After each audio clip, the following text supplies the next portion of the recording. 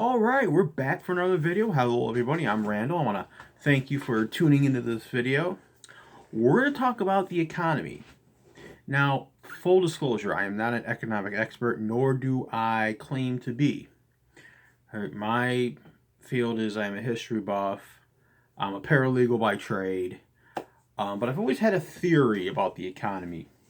Now, what's common practice is you get a Republican in office, a Republican cuts taxes on the wealthy, the economy seems to do well, but then it tanks within a few years. Happened under Hoover. Hoover had the go-go 20s, and that turned into the economic crash. Reagan famously had an amazing economy in the 80s. But his whole voodoo economics, the whole trickle down theory, yeah, that didn't work. And by the time Bush Sr. was in office, he had to clean up his predecessor's mess. The man he was the VP for, he had to clean up his mess. He never did. The economy continued to tank. And then Bill Clinton gets in office. It raises the debt for the most part. He serves his 4 terms. We get Bush Jr., the economy goes in the tank again. We get Obama, who pretty much saved the economy.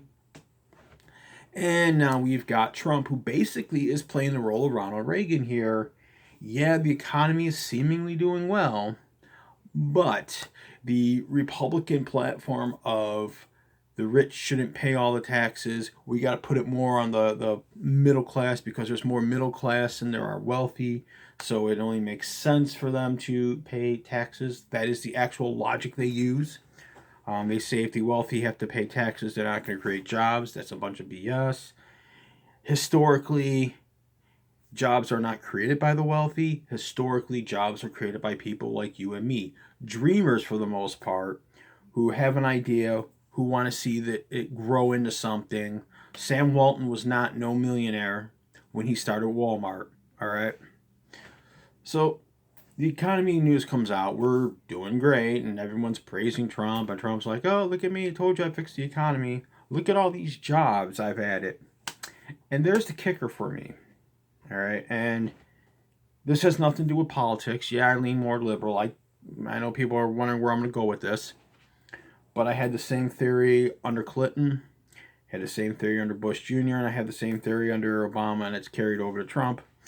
It is the theory of Z.P.G. Now, Z.P.G., let me explain that to you. That's zero growth potential. And if you're in one of these jobs, I humbly apologize. I am not doing this to insult you.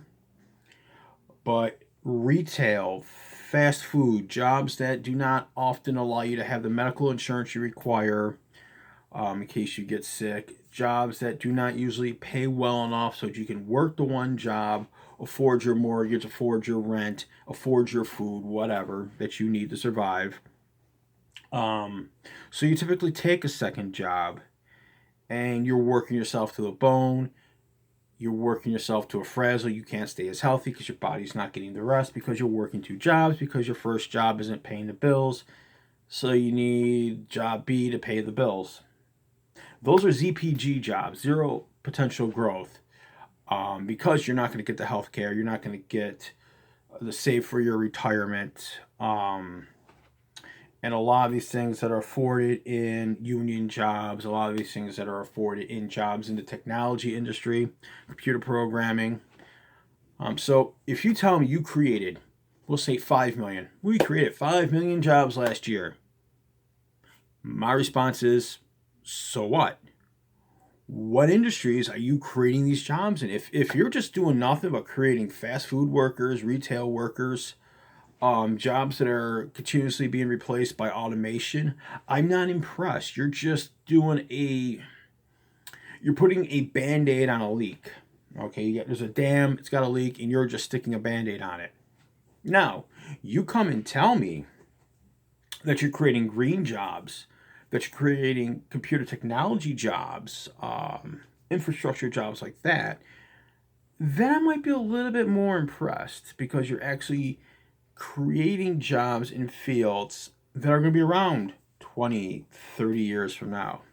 20, 30 years from now, that generation may look at us like, wait, you guys had to go to the store to buy food? You couldn't just click something on the internet and just have it magically appear? Yeah, that's where we're heading, you know. So, um, so jobs, retail, jobs, fast food industry, they don't provide the stability for an economy. All right, so that's my whole theory about Z.P.G, zero potential growth. Once again, I was not saying that to insult anybody that's in those fields. See, for whatever reason, we have leadership in the White House that seems to want to set us back as far as jobs are concerned.